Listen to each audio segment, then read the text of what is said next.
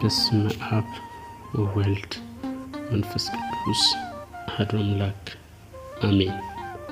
መጻጉዕ የዐቢይ ጾም አራተኛ ሳምንት መጻጉዕ በመባል የተሰየመ ሲሆን ይህም ጌታችን መድኃኒታችን ኢየሱስ ክርስቶስ ድውያንን እንደፈወሰ ያወሳል።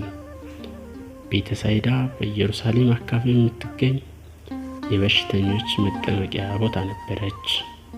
ስያሜውም በዕብራይስጥ ሲሆን አንዳንድ መተርጉማን እንደሚሉት ስያሜው ቤተ የሰዳ ወይም ቤተ ዛታ እንዲሁም ቤተ ሳህል እንደነበርና ትርጉሙም የምህረት ቤት እንደሆነ ይነገራል።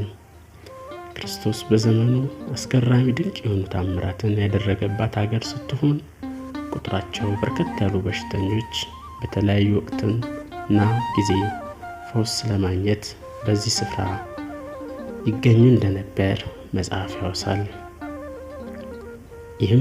ይህንን ተያይዞ ጤናቸው የታወከ በየቤተ ክርስቲያናቱ በሚገኙ መጠመቂያ ስፍራ ምህረትና ፈውስን ለማግኘት ሕሙማን የሚገኙበት ከዚህ እውነተኛ ታሪክ የመጣ ነው።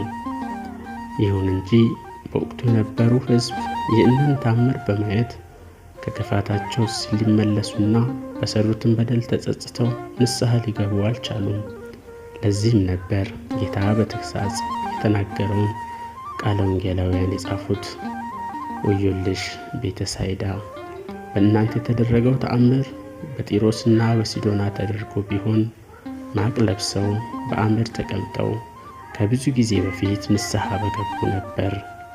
ይህን አስገራሚ ንጽጽር ጢሮስና ሲዶና ጣዖት ከተማ፣ የአሕዛብ መዲና፣ ክፋታቸውና ነውራቸው ጥግ የደረሰ በእግዚአብሔር የማያምኑ ነቢያት ትንቢት የተናገሩላት ሲሆን ከዚህ የምንረዳው እነዚህ እድሉን ቢያገኙ ውለው ሳያድሩ ተጸጽተው ንስሐ በገቡ እንደነበር ያመለክታል።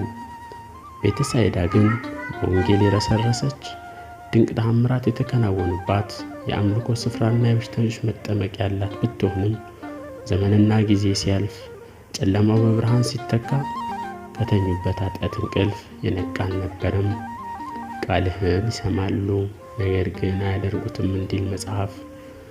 በየጊዜው የተደረገውን ተአምር ከማውራትን ያለፈ ስለ ዳነው ሕዝብ ሳይሆን ጭንቀቱ የማይኖርበት ሕግ እንዴት ተሻረ ብሎ የሚጮህ ሕዝብ የበዛበት ሀገር ነበረች። ዛሬ በምህረት አደባባይ ፊት ሆነን ቃሉን ወተት ተግተን ጻዳው ልብስ ተጎናጽፈን በመቅደሱ የሚደረገውን ተአምር እያየን የማናይ እየሰማን የማናስተውል እንዳለን ለመገመት አያዳግትም። ምክንያቱም የበደልና የክፋት ወንበር ላይ ተቀምጠን አንዱ በአንዱ ሲፈርድ ፍቅርና አንድነት ጠፍቶ ለእርስ በርስ ጦርነት ሰልፍ የዘመትን በመቅደሱ ሆነን በአፋ ያሉ የማይከውኑትን እኛም እንሰራ። ብዙዎቻችን የፍቅሩ ባለቤት ለማገልገል የቆምን ብንሆንም አውቀነው ይሁን ሳናውቀው እግዚአብሔር የሚከበርበትን ሰው ከመቅደሱ ለማስወጣት እጃችን የቀሰርን ብሎም ለብዙዎች መዳን ሳይሆን ለመጥፋታቸው መንገድ የከፈትን፣ ይህም በመሆኑ ድካማችን ከንቱ መሆኑን መጽሐፍ ቅዱስ ያስረዳናል። ስለሆነም ፍቅርን ገንዘብ አድርገን ድካማችን ዋጋ እንዲኖረው በእምነት የደከመውን እያስተማርን እያበረታንና እየመከርን የጠፋውን ወደ ራሱ ልቡና እንዲመለስ እንጸልይ። በእውነት እንዲህ ነበሩ ከመባል አምላክ እንዲሰውረን በመጸለይና በተማርነው በሰማነው ባየነው አስደናቂ ታምር ልባችን ተማርኮ በእምነታችን ጸንተን የሚጎለንን ሞልተን የንስሐ ፍሬ አፍርተን የክብር ወራሾች ለመሆን አምላክ በቸርነቱ ይርዳን። ወስብሐት ለእግዚአብሔር።